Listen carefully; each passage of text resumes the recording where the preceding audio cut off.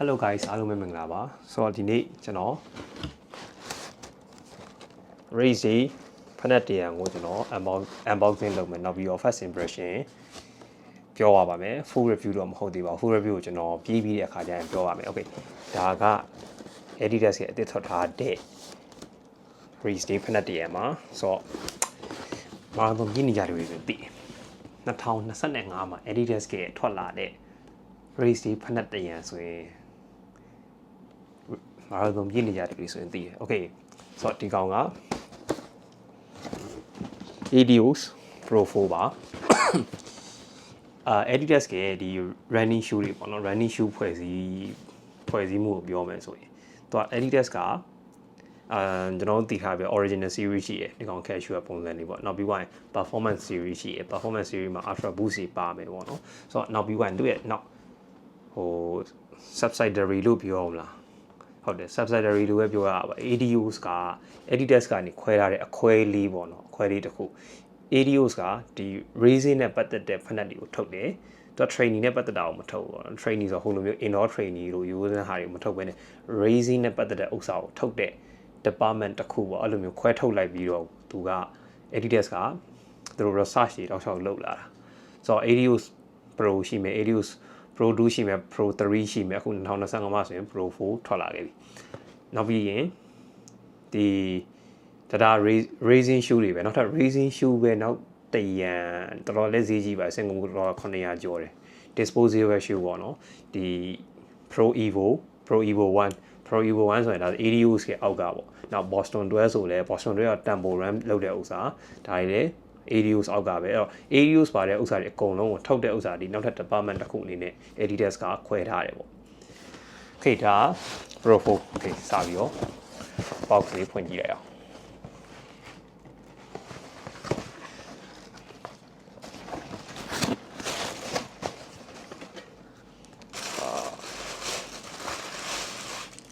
Okay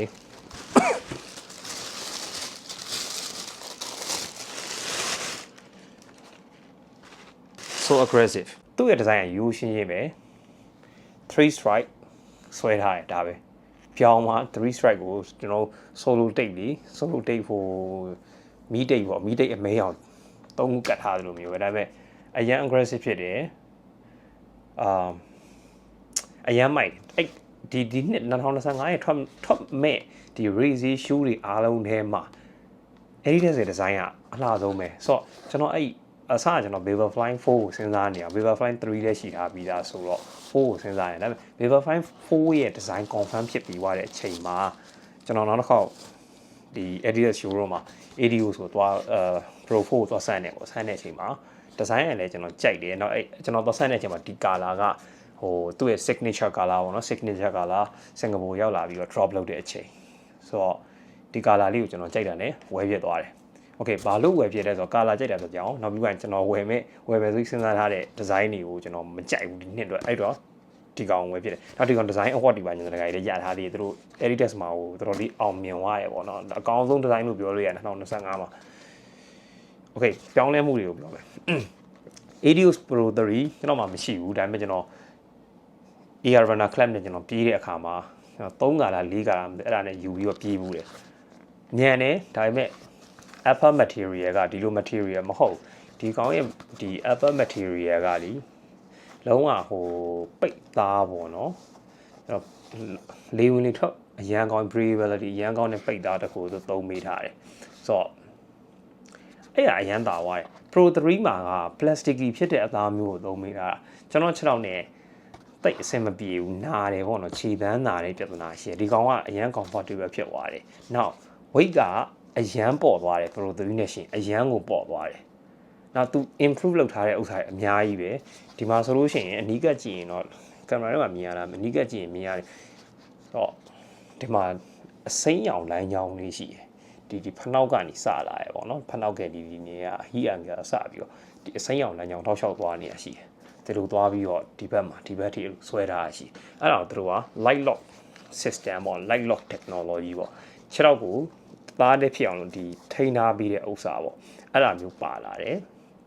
so အဲ့ technology နဲ့ခြေထောက်နဲ့ကတ်နေအောင်လို့လုပ်ထားပြီးတယ်အပေါ် material breathability ဖြစ်တယ်နောက်ပြီးတော့ soft ဖြစ်တယ် then နောက်ပြီးရင်ဒါ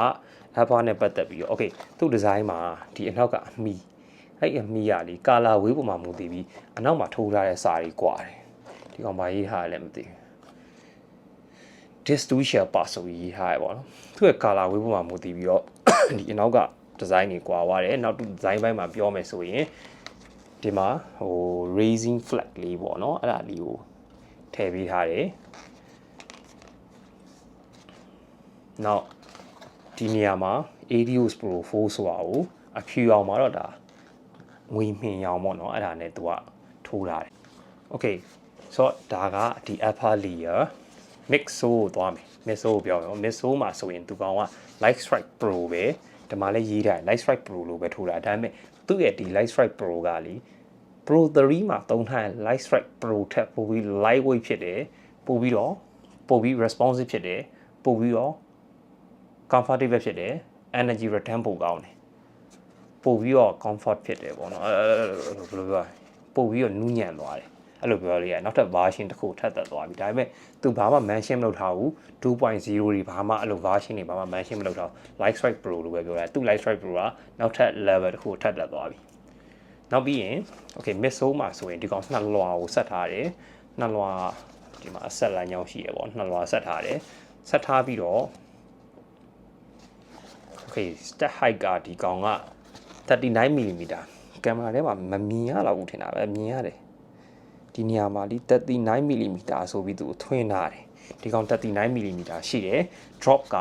6mm ရှိတယ်ဆိုတော့ဒါကသူ့ရဲ့ technical data တွေmidsole ပြီးသွားရင် outsole မှာထုံးစံတိုင်း continental သုံးမိထားတယ်ဆိုတော့ outsole မှာလည်းနောက်ထပ် version တစ်ခုထပ်ရောက်သွားခဲ့ပြီဒီ Pro 3 အထိပေါ့နော်မနစ်ကအမြင့်ဆုံး series ဒီ Pro 3 အထိကိုသူသုံးထားတဲ့အောက်က continental outsole က U ပုံမှန်မြင်နေကြဟာပဲမထူးဆန်းအောင်ဒီကောင်းရဲ့အောက်က outsole ကပို့ပြီးတော့ sticky ဖြစ်သွားတယ်ပို့ပြီးတော့ grip ပိုကောင်းသွားတယ်ပေါ့အဲ့အတွက်ကြောင့်မလို့နောက်ပြီးရင်ဒီကောင်ကိုယ်တိုင်ကိုကဟိုပျော့နေတာဟိုကောင်အရင်နှစ်ကဟာကြီးလို့မဟုတ်တော့ဘူးဒါမှလက်နဲ့ဖိကြည့်ရင်ဒီမှာလုံးဝဟိုဒီအောက်ဆိုးကိုယ်တိုင်ကိုကဟိုပျော့ပြီးတော့ sticky လဲပို့ဖြစ်သွားတယ် traction ပိုကောင်းသွားတယ်ပေါ့နော်နောက်ပြီးရင်ဒီဖက်နောက်နေရာမှာဗာရေးထားတယ်AD0 ဆိုပြီးတော့ရေးထားတယ်နောက်ပြီးတော့ဒီသူ့ရဲ့ဒီအောက်ဆိုး technology ကိုသူတို့က light tracing ဆိုပြီးတော့သူကနာမည်တက်ထားတယ်အရင်နှစ်တွေတုန်းကတော့ဘာမှနာမည်ပြီးထားမှမရှိဘူးဒီကောင် light tracing ဆိုပြီးတော့နောက်ထပ်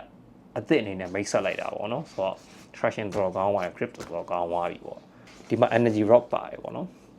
Adidas က carbon plate မသုံးဘူး Nike တို့က carbon plate သုံးတယ်Adidas က carbon plate မသုံးဘဲနဲ့ carbon plate နဲ့သဘောတရားချင်းတူတယ် energy rock ကိုသုံးတယ် Pro 3 အထိကိုenergy rock ပဲရှိခဲ့တယ်ဒီကောင်နောက်ထပ် version တစ်ခုထပ်ရောက်သွားခဲ့ပြီ energy rock 2.0 ပိုပြီး responsive ဖြစ်သွားပြီဆိုတော့အကုန်လုံးတိုးတက်သွားခဲ့ Adidas ကဒီတစ်နှစ်မှာစီးကြည့်လိုက်တဲ့အချိန်မှာအရန် lightweight ဖြစ်တယ်ခြေထောက်နဲ့တသားလေးကြာတယ်မြန်တယ်ပေါ်တယ်ဖက်နက် Pro 3 ကလေးကလည်းမြန်တယ် Pro 3 မမြန်ဘူးမပြောဒါပေမဲ့ဒီကောင်အဲ့ထက်ပိုမြန်တယ်ပို့ပြီးတော့ aggressive ပိုဖြစ်သွားတယ်ကြည့်လိုက်ရင်တော့ရိုးလေးပဲဒါပေမဲ့အများကြီးကောင်းတယ်ဖက်နက်အဲ့တော့ကြောင့်မလို့ကျွန်တော် colorway ကလည်းသူ့ရဲ့ signature color ဒီကောင်ကအဲ့အတွက်ကြောင့်အဲ့နေ့ကကျွန်တော်ဝယ်လိုက်တယ်ဒါပေမဲ့ okay တခုသတိထားရမှာဒီ material တွေအကုန်ပြောင်းလိုက်တဲ့အချိန်မှာဘာဖြစ်သွားလဲဆိုတော့သူ့ရဲ့ cutting လည်းပါလိမ့်မယ် cutting နဲ့ chain နည်းနည်းလေး chain ရတဲ့အတွက်ကြောင့်မလို့ကျွန်တော်စီးနေကြပုံမှန် site စီးလို့ရှိရင်ဒီနေရာမှာဒီလာပြီးတော့ဟိုကြက်နေရပေါ့နော်ဒီရှေ့အနားလောက်မှာအဲ့နားမှာကြက်နေတဲ့ခံစားချက်ရှိအဲ့တော့အကုန်လုံးဒီကျွန်တော် UK9 ပုံမှန်စီးတယ် Pro 3 ရဲ့ UK9 ပဲစီးခဲ့တယ် Pro 4 ကို 9.5 UK9.5 ကိုကျွန်တော်ပြောင်းပြီးတော့ဝယ်စီးရတယ်တိုးပြီးစီးရတယ်ကျွန်တော်တော့ဝယ်တဲ့အချိန်မှာအဲ့ဒီရဆိုမှာဒါ 9.5 ကနောက်ဆုံးရချက်ချင်းတစ်ခါလေးဝယ်ခဲ့တယ် okay ဒါကတော့ဒါ Adios Pro 4 ရဲ့ first impression design technical data မပြီးသေးဘူးကျွန်တော်ထင်တယ်ဒီနှစ်2025က Adidas ရဲ့နှစ်ဖြစ်လိမ့်မယ်2024ကုန်ခန်းဒီမှာ Adidas ကသူတို့ရဲ့ ကုန်ကန်ကြီးတော့မဟုတ်ဘူးနှစ်ဝက်လောက်မှာ Adidas ကသူတို့ရဲ့ဒီ all rounder ပေါ့နော် all rounder ဖက်နှက်ဖြစ်တဲ့ Ultra Boost ဆို Ultra Boost 5နဲ့5X ဆိုပြီးတော့ထွက်လာခဲ့ကျွန်တော် Ultra Boost 5X ဒီကောင်ရှိတယ်နောက်ဒီကောင်တတိချာ review လုပ်ပြီးပါမယ်ဒီကောင်ကလည်း Ultra Boost တွေထဲမှာအများကြီးတိုးတက်သွားတဲ့ Ultra Boost တရံပေါ့နော်အများကြီးအကောင်းဆုံးလို့ပြောလို့ရတဲ့ Ultra Boost တရံကိုရောက်သွားခဲ့တယ်ဆိုတော့ easy running မှာဒီကောင်ကိုသုံးပြီးတော့ race ဈေးမှာဒါသုံးနေဆိုရင် okay ကျွန်တော်ထင်တော့2025 Adidas ကနှစ်ဖြစ်မယ်လို့ကျွန်တော်ထင်တယ်ဆိုတော့အားလုံးကျေးဇူးတင်